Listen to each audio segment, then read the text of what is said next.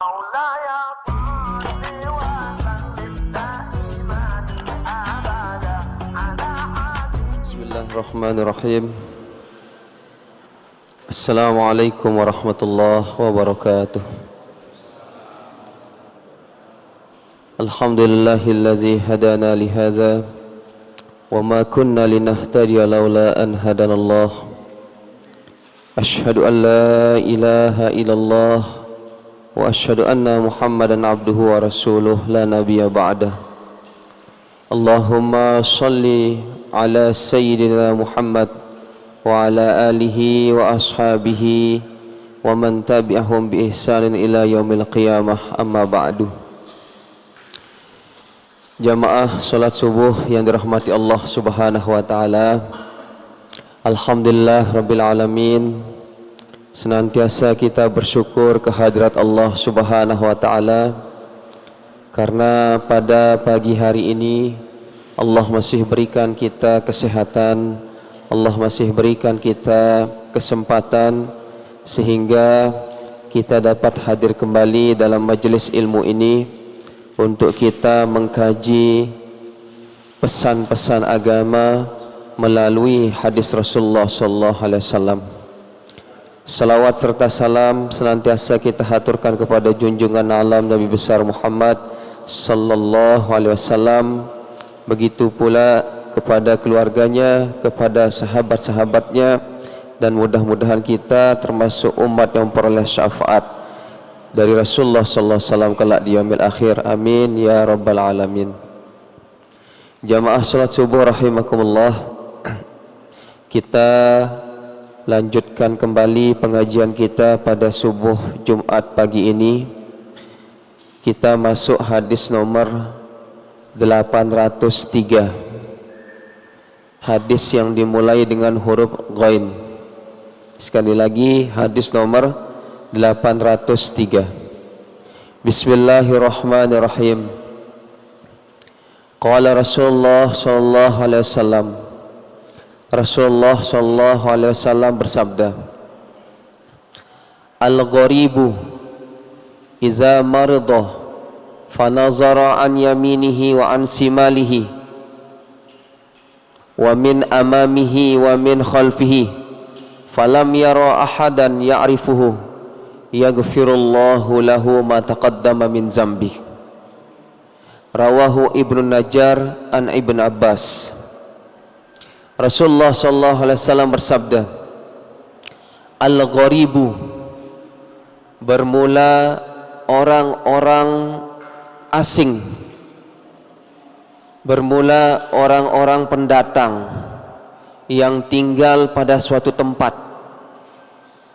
Kemudian seorang pendatang atau orang asing yang tinggal pada suatu tempat itu, iza maridah, apabila dia sakit, sakitlah orang asing ini, sakitlah pendatang ini, kemudian dia tinggal sendiri tanpa ada keluarga, tanpa ada teman, tanpa ada sahabat.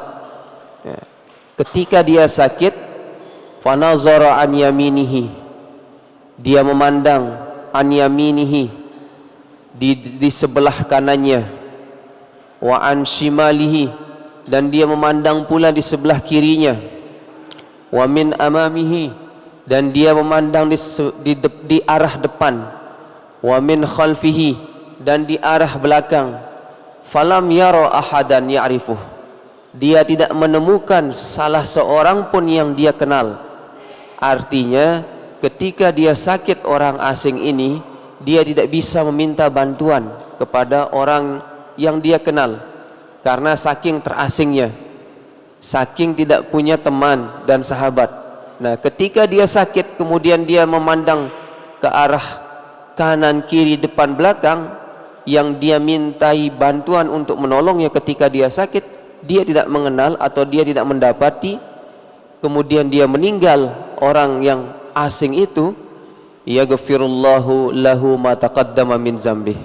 Nah, balasannya yaitu Allah akan mengampuni baginya, yaitu bagi orang asing itu, bagi orang yang tidak memiliki keluarga itu, ma taqaddama min zambih, dosa-dosa yang telah lalu, artinya dosa-dosa setahun lalu yang telah ia perbuat atau yang telah ia lakukan. Ini salah satu kelebihan atau kabar gembira dari Rasulullah bagi orang yang meninggal, kemudian meninggalnya itu tidak ada bantuan, tidak ada pertolongan satupun kepada dirinya. Nah, kemudian ketika dia sakit, dia memintai tolong, tidak ada yang dapat menolongnya, sehingga sampailah dia kepada kematian. Maka kematian itu yang menyebabkan dia diampuni dosa-dosanya yang telah terdahulu.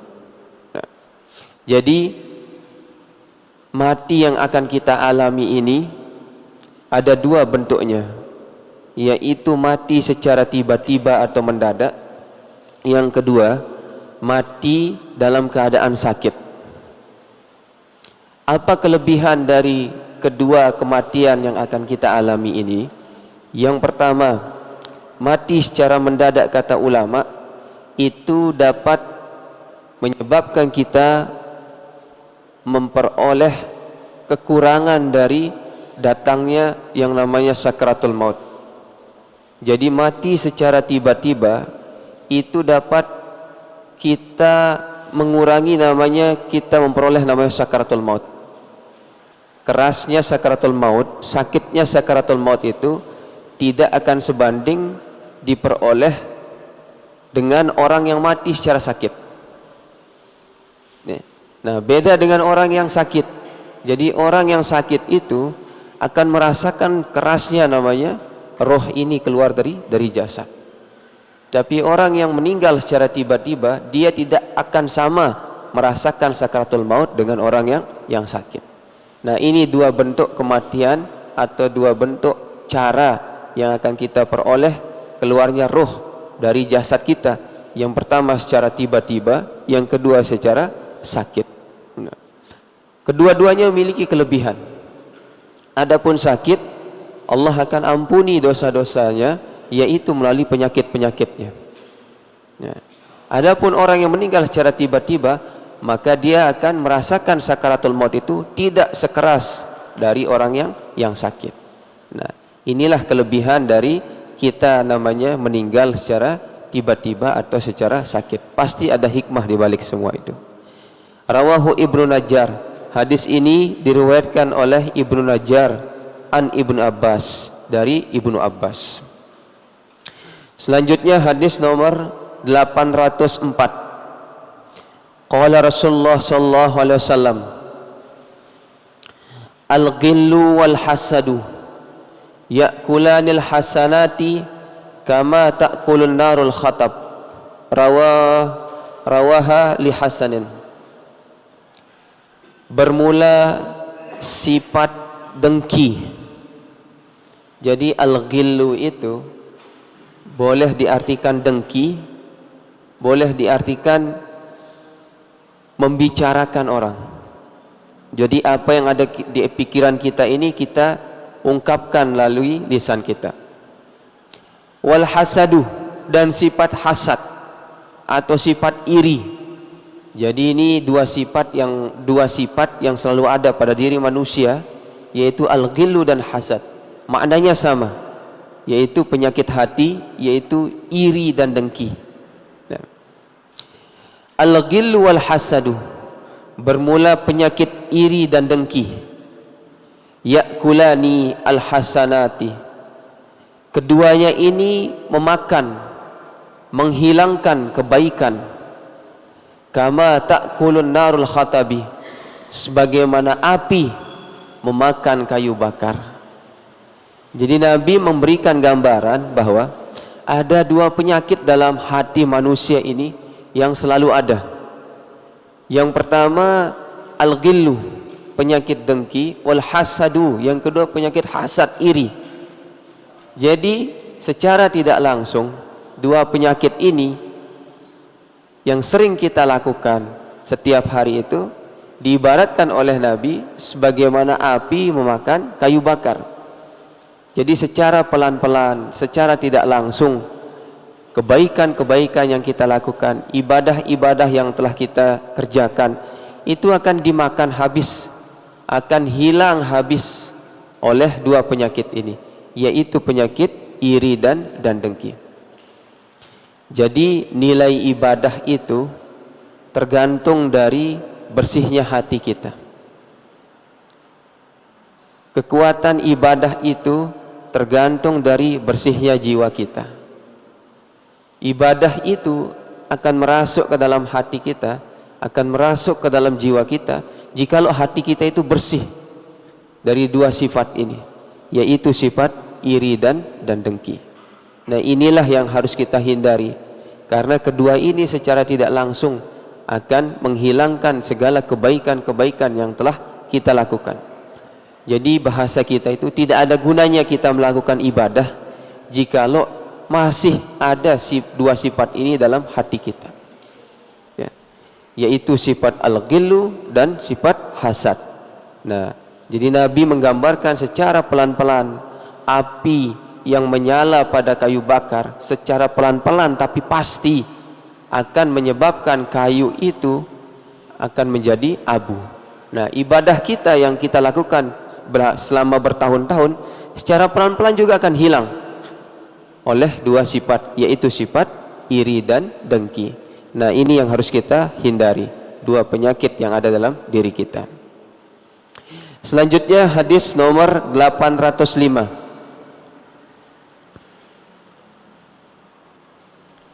Al-ghani, al-ghina, bermula orang kaya. Ini sabda Nabi. Jadi kebanyakan kita yaitu mengukur kekayaan itu melalui harta. Kebanyakan kita mengukur kekayaan itu dari besarnya rumah. Kebanyakan kita mengukur kekayaan itu dari besarnya jabatan dan pangkat.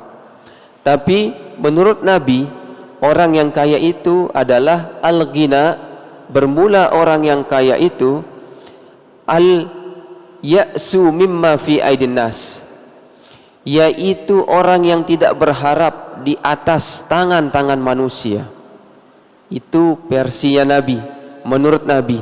Jadi orang kaya itu menurut Nabi orang yang tidak meminta-minta di atas tangan manusia, orang yang tidak berharap akan bantuan manusia selama dia mampu untuk melakukannya. Nah, wa iyyaka wat-tama'. Nah, menurut kita kaya yang tadi yaitu orang yang banyak harta, orang yang ada jabatan dan pangkatnya. Tapi menurut Nabi, orang yang seperti itu ialah wa iyyaka wat-tama', dan jauhilah olehmu yang namanya sifat tamak. Fa innahu, karena sesungguhnya sifat tamak itu al-faqrul hadir, adalah kefakiran yang nampak sekarang ini. Nah, jadi ini terbalik cara kita berpikir. Jadi menurut kita orang kaya, orang yang banyak harta, orang yang menumpuk terus hartanya sampai tidak habis dengan 7 turunan.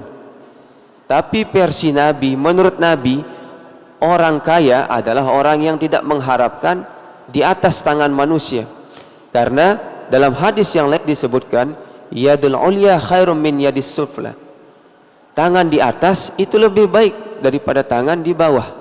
Jadi orang yang merasa dirinya kaya tidak harus meminta kepada manusia, yaitu meletakkan tangannya di bawah, tapi dia berusaha. Nah, akan tetapi kaya versi kita sekarang yaitu orang yang menumpuk-numpuk harta kemudian tidak habis sampai dengan 7 turunan, itu kata Nabi itu termasuk orang yang tamak, bukan orang yang kaya. Fa innahul faqru, karena sungguhnya orang yang tamak itu, al-faqru itu tanda-tanda orang yang fakir, al-hadiru yang terjadi pada saat sekarang ini. Nah, ini kan sering kita lihat sekarang. Orang menumpuk harta, kemudian orang memiliki rumah lebih dari 1, memiliki kendaraan sampai dengan 4. Nah, itu kata Nabi, itu termasuk orang-orang tamak, bukan orang kaya. Ya. Nah, jadi pandangan manusia beda dengan pandangan Nabi. Nah, Jadi segala sesuatu itu harus diukur dengan kacamata agama, bukan kacamata nafsu semata. Nah itu. Rawahul Ashkari an Ibnu Abbas. Jadi hadis ini diriwayatkan oleh Imam Al-Ashkari dari Ibnu Abbas. Sekali lagi, orang kaya menurut Nabi yaitu orang yang tidak berharap di atas tangan-tangan manusia. Artinya meminta-minta, ya, padahal dia mampu untuk melakukannya. Nah, sedangkan orang yang tamak menurut Nabi melalui hadisnya yaitu orang yang menumpuk-numpuk harta, dan itu termasuk kefakiran yang nampak. Itu menurut Nabi, tapi menurut kita itu adalah orang yang kaya. Ya. Pesan Nabi, mukmin yang kuat itu lebih baik daripada mukmin yang lemah. Jadi orang yang berusaha di atas tangannya itu lebih baik daripada orang yang meminta-minta di atas tangan orang lain. Ya, itu.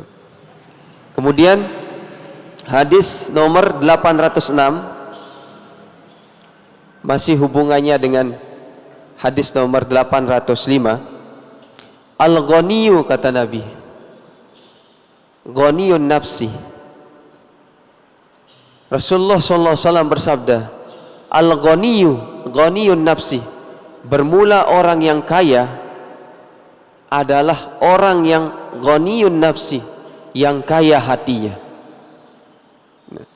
Jadi hadis nomor 805 mengatakan orang yang kaya adalah orang yang tidak meminta di atas tangan manusia.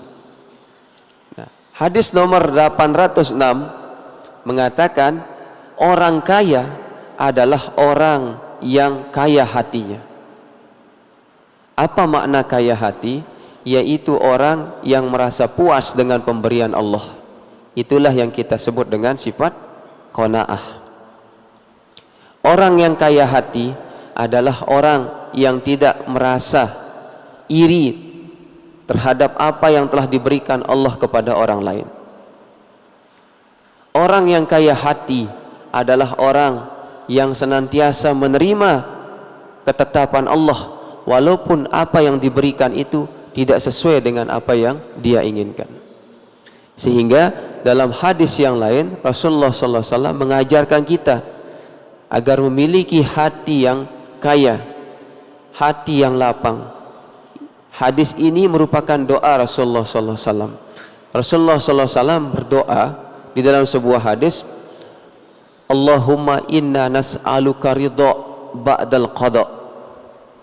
Hadis riwayat Ahmad. Jadi Rasulullah SAW mengajarkan kita sebuah doa agar kita menerima dengan lapang dada, dengan lapang hati segala ketetapan-ketetapan Allah ini. Yaitu doanya itu, Allahumma inna nas'aluka ridha ba'dal qada. Ya Allah, sesungguhnya kami ridha ba'dal qada, setelah ketetapanmu. Ya. Jadi segala sesuatu yang berjalan di atas dunia ini sesuai dengan qada dan qadar Allah, bukan keinginan manusia. Apa yang kita inginkan belum tentu Allah menilai baik tentang keinginan kita, tapi apa yang Allah berikan kepada kita itu sudah terbaik, walaupun kita menilai itu belum baik. Makanya kita diajarkan sebuah doa, Allahumma inni atau Allahumma inna nas'aluka ridha ba'dal qada. Deh hafal sih dene sekedik doa ni, Allahumma inna nas'aluka ridha ba'dal qada. Ya Allah, kami memohon kepadamu keridhaan, kelapangan hati untuk menerima ba'dal qada, setelah ketetapan-ketetapan yang engkau berikan. Nah, inilah makna ghinan nafs, yaitu orang yang kaya hatinya, yaitu orang yang merasa bahwa apa yang telah ditetapkan oleh Allah itu berjalan dengan keridhaan Allah. Nah, jadi sekali lagi Al-ghaniyu ghaniyun nafsi. Bermula orang yang kaya adalah ghaniyun nafsi, orang yang memiliki kekayaan jiwa, orang yang memiliki kekayaan hati, yaitu orang yang ridha terhadap ketetapan Allah Subhanahu wa taala. Rawahu Syaikhani. Hadis ini diriwayatkan oleh Imam Bukhari dan Imam Muslim. Jadi ini hadis sahih. Sedikit hadis ini tapi maknanya dalam. Al-ghaniyu ghaniyun nafs. Orang yang kaya adalah orang yang memiliki kekayaan dalam hatinya. Selanjutnya hadis nomor 807. Qala Rasulullah sallallahu alaihi wasallam, al-ghibatu, bermula ghibah, zikruka, engkau menyebut, akhaka, saudara-saudaramu. Artinya kita membicarakan apa yang ada dalam saudara-saudara kita, bima yakrahu, dari apa yang tidak kita suka. Nah, itulah yang disebut dengan ghibah. Jadi apa yang tidak kita suka terhadap saudara-saudara kita, terhadap orang lain, itulah yang disebut dengan ghibah. Qala rajulun, kemudian ada seorang bertanya kepada Nabi, afara'aita, bagaimana pendapatmu? Kata seorang laki-laki ini, bagaimana pendapatmu hai Rasulullah? In kana fi akhi, jika adalah pada saudaraku itu, ma aqulu, terdapat apa yang aku ucapkan. Itu pertanyaan seorang sahabat. Bagaimana pendapatmu wahai Nabi, jikalau apa yang saya ucapkan ini tentang keburukan-keburukan sahabat saya itu ada pada dirinya. Ya. Qala, kemudian Rasulullah sallallahu alaihi wasallam menjawab, in kana fi akhika ma taqulu faqadi dabtah. In kana fi akhika, jika adalah yang ada pada saudaramu itu, ma taqulu, apa yang engkau ucapkan, faqadib tabtah, maka itu termasuk ghibah. Jadi apa-apa yang kita ucapkan ada pada orang lain atau ada pada saudara kita dan itu benar, itu termasuk ghibah. Ya. Wa illam yakun fihi, maka jikalau tidak ada pada dirinya, yaitu tidak ada pada saudara kita atau teman kita, apa yang kita ucapkan itu, ma taqulu faqad qazaftah, maka itu termasuk menuduh. Jadi jikalau benar apa yang kita ucapkan kepada saudara kita, itu ghibah. Tapi jikalau tidak benar apa yang kita ucapkan, apa yang kita bicarakan terhadap saudara kita itu termasuk menuduh. Tapi alangkah lebih baiknya ghibah ini kita hindari. Karena di dalam Al-Quran disebutkan, ya ayyuhallazina amanu jtanibu katsiran minaz-zann, hai orang-orang yang beriman, ijtanibu, jauhilah oleh kalian, minaz-zanni, dari banyak prasangka. Ya ayyuhallazina amanu jtanibu katsiran minaz-zann, hai orang-orang yang beriman, jauhilah oleh kalian namanya banyak prasangka. Ijtanibu katsiran minaz-zanni, karena banyak prasangka itu ismun, adalah dosa. Nah, prasangka itulah yang bisa menyebabkan kita menuduh. Nah. Kemudian wala tajassasu, janganlah kalian memata-matai, mengintai-ngintai saudara kalian. Janganlah kalian memata-matai, mengintai tetangga kalian. Wala yaghtab ba'dukum ba'dah, Dan janganlah kalian menggibah, membicarakan sebagian orang dengan sebagian yang lain. Ayuhibbu ayyakula lahman akhihi maitan fakarihtumuh. Apakah kalian senang, kata Nabi, kalian memakan bangkai saudara kalian sendiri? Fakarihtumuh, tentu kalian akan merasakan jijik. Nah, jadi diibaratkan orang yang menggibah, orang yang membicarakan orang lain, yang awalnya diawali dengan rangkaian pertama zon, yaitu berprasangka. Kemudian setelah dia berprasangka, dia tajasus, artinya memata-matai dari apa yang ia pikirkan. Nah, dua rangkaian ini dari zon dan tajasus sampailah dia kepada gibah, yaitu membicarakan keburukan-keburukan. Jadi orang yang membicarakan keburukan-keburukan orang lain diibaratkan oleh Nabi seperti dia memakan bangkai daging saudaranya sendiri. Nah, fakarihtumuh, tentu kita akan merasakan jijik atau ketidaksenangan kalau kita memakan bangkai daging saudara, memakan bangkai daging saudara kita sendiri. Nah, itu diibaratkan oleh Nabi. Jadi gibah membicarakan apa yang ada pada diri orang lain, walaupun apa yang dibicarakan itu adalah benar. Sedangkan jikalau tidak ada pada diri orang lain itu dari apa yang dia bicarakan, maka itu termasuk menuduh. Rawahu Ahmad an Abi Hurairah. Hadis ini diriwayatkan oleh Ahmad dari Abi Hurairah. Kemudian hadis nomor 808. Qala Rasulullah sallallahu alaihi wasallam. Rasulullah sallallahu alaihi wasallam bersabda, Al-ghayaratu minal iman. Bermula sifat cemburu. Ghayarah itu cemburu. Minal iman, itu termasuk bagian daripada iman. Jadi manusia ini kan ada sifat cemburu. Nah, cemburu itu bukan datangnya dari nafsu sebenarnya, tapi ada juga cemburu yang datangnya dari nafsu.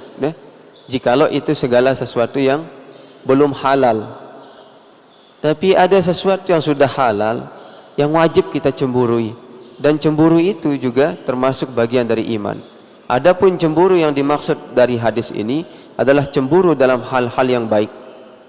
Cemburu itu kan bahasa itu tidak senang, tapi ketidaksenangan kita itu membangkitkan kita untuk tahu, memotivasi kita. Salah satunya, misal cemburu kita atau hasad kita atau dengki kita, iri kita kepada orang yang lebih tahu daripada kita, kepada orang yang lebih berilmu daripada kita. Nah, itu boleh. Dengki atau hasad kepada orang yang alim itu boleh. Sehingga kita cemburu kita jikalau orang alim itu lebih dihargai daripada kita. Nah, itu termasuk bagian daripada iman. Wal maza'u minan nifaq. Dan bermula maza'. Maza' itu disebutkan dalam hadis ini mala'abatul rijal lin nisa'. Artinya maza' itu adalah laki-laki yang mempermainkan wanita. Ya. Jadi di pennya itu, di garis bawahnya itu, mala'abatul rijala lin nisa. Wal maza'u, bermula mempermainkan laki-laki bagi wanita, minan nifaqi, termasuk daripada sifat munafik. Jadi laki-laki yang sering mempermainkan wanita baik dalam segala hal, itu termasuk tanda-tanda laki-laki memiliki sifat munafik. Berjanji kita kepada wanita, tapi tidak kita wujudkan janji kita. Kemudian memberikan kita harapan kepada seorang wanita, kemudian harapan itu tidak kita wujudkan kepada wanita. Nah, itu termasuk, kata Nabi, minan nifaq, termasuk daripada tanda-tanda orang munafik. Nah, jadi hati-hati ini kita sebagai seorang laki-laki ketika kita berjanji kepada seorang wanita yang tidak bisa kita wujudkan janji-janji kita. Nah, jadi itu diibaratkan seperti mempermainkan perasaan seorang wanita. Makanya disebutkan oleh Nabi, maza, yaitu seorang laki-laki mempermainkan perasaan seorang wanita. Itu termasuk dari sifat munafik. Cemburu sebagian daripada iman. Mempermainkan perasaan wanita termasuk daripada tanda-tanda orang yang munafik. Rawahud Dailami. Hadis ini diriwayatkan oleh Imam Ad-Dailami.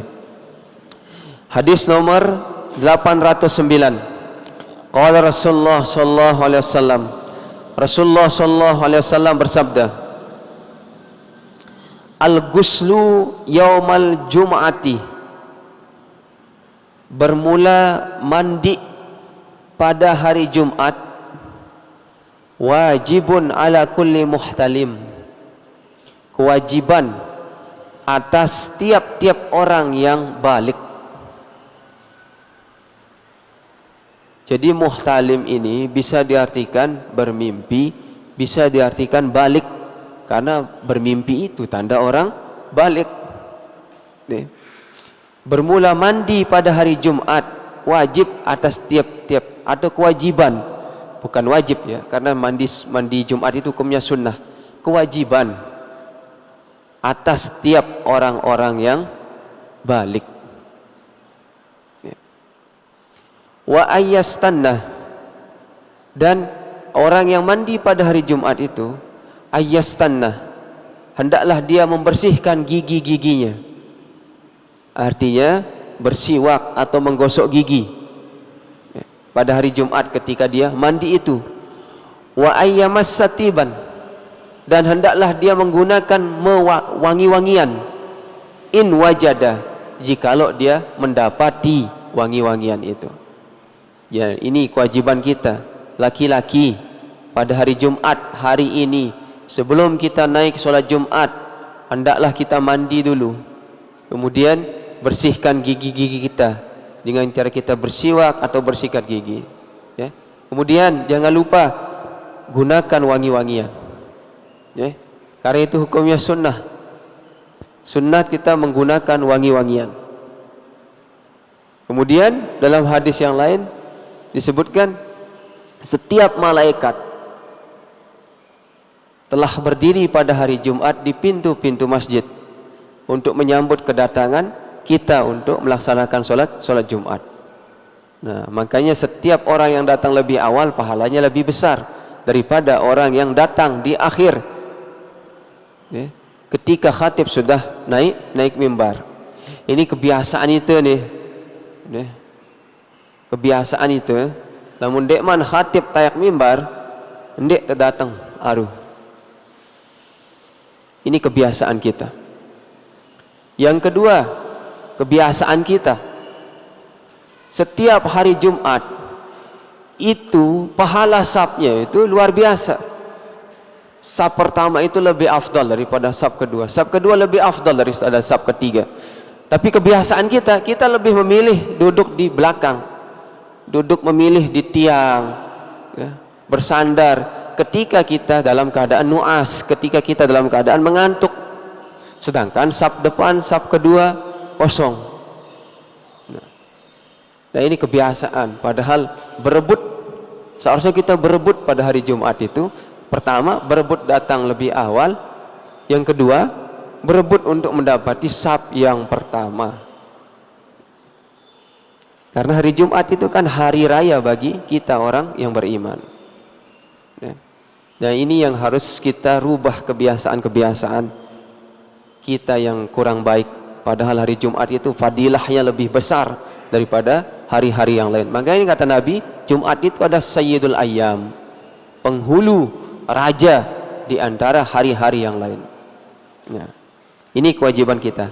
Rawahu Syaikhani, hadis ini diriwayatkan oleh Imam Bukhari dan Imam Muslim. Hadis sahih an Abi Sa'id, dari Abi Sa'id. Nah, kemudian harful fa, hadis yang terakhir. hadis yang dimulai dengan huruf fa. Jadi selesai kita bahas hadis yang dimulai dengan huruf qain.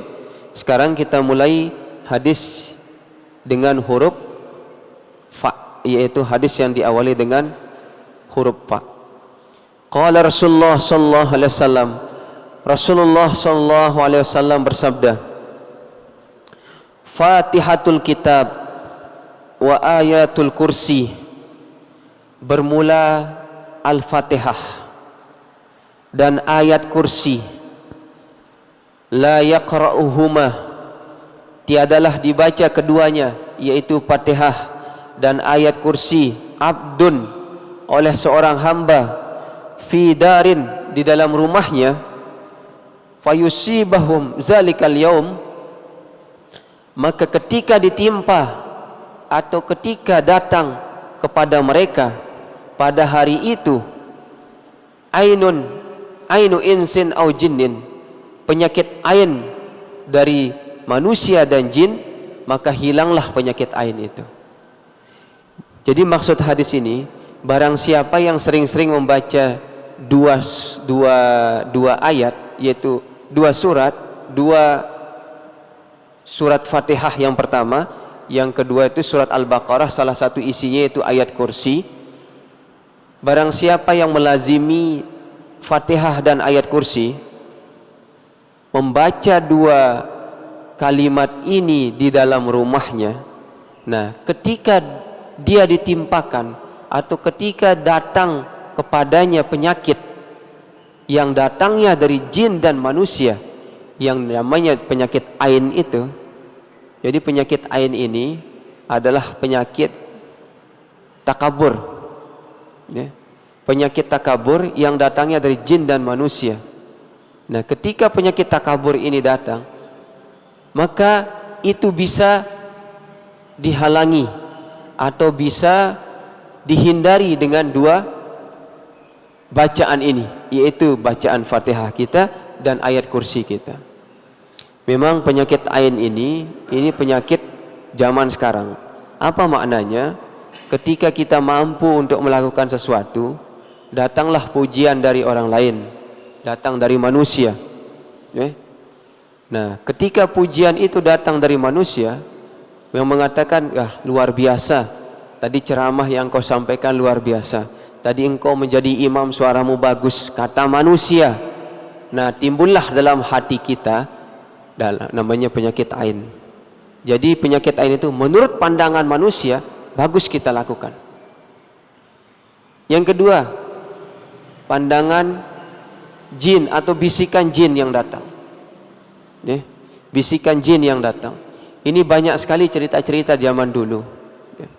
Bagaimana bisikan-bisikan jin itu datang kepada nabi-nabi yang mengatakan bahwa ketika Nabi Ibrahim diperintah untuk menyembelih putranya Ismail, datang iblis untuk membisikkan ke telinga Ibrahim, ke telinga Ismail, bahwa perintah itu tidak benar. Nah, itu contohnya penyakit-penyakit ain. Jadi ini kita harus hindari. Nah, bagaimana cara kita hindari? Banyak-banyak kita membaca suratul Fatihah dan ayat kursi, karena itu dapat menghindari kita dari penyakit ain. Kata orang bijak, bukankah nyamuk itu mati karena ditepuk? Apa maknanya? Bukankah manusia itu akan jatuh karena terlalu banyak pujian dalam dirinya? Nah, gitu. Jadi mudah-mudahan kita terhindar dari penyakit ain ini, ya. Karena semata-mata kita beribadah ini tujuannya untuk mengharap ridha Allah Subhanahu wa taala, bukan mengharap penilaian dari manusia. Hadis ini riwayatkan oleh Imam Ad-Dailami. Jamaah salat subuh rahimakumullah. Alhamdulillah, beberapa hadis sudah kita bahas pada pengajian kita subuh Jumat pagi ini. Mudah-mudahan apa yang kita bahas pada pagi ini dapat kita amalkan di kehidupan kita sehari-hari. Terutama dari hadis yang tadi, mudah-mudahan Allah menghindarkan kita dari penyakit namanya penyakit hasad dan iri, dan menghindarkan kita dari ghibah. dan mudah-mudahan Allah memberikan kita namanya kekayaan dalam hati atau kekayaan dalam jiwa. InsyaAllah akan kita lanjutkan pengajian kita pada Jumat subuh yang akan datang. Wallahu subhanahu wa ta'ala alam. Bismillahirrahmanirrahim. Alhamdulillah rabbil alamin. Hamdan yuafi ni'amahu yukafi'u mazidah. Ya Rabbana lakal hamdu kama yanbaghi li jalalika wa wajhikal karim wa azimi sultanik. Allahumma salli ala sayyidina Muhammad wa ala alihi wa sahbihi wasallam. Allahumma inna na'udzubika min ilmin la yanfa'u, min qalbin la yakhsha, wa min nafsin la tashba', wa min da'watin la yustajabu lah. Allahumma inna nas'aluka ridha ba'dal qada. Allahumma ighfir lana wa li walidina warhamhum kama rabbawna shighara, wa li jami'il muslimina wal muslimat wal mu'minina wal mu'minat al ahya'i minhum wal amwat. Rabbana atina fid dunya hasanatan fil akhirati hasanatan wa qina azabannar. Subhana rabbika rabbil izzati amma yasifun. Wassalamun alal mursalin walhamdulillahi rabbil alamin. Assalamualaikum warahmatullahi wabarakatuh.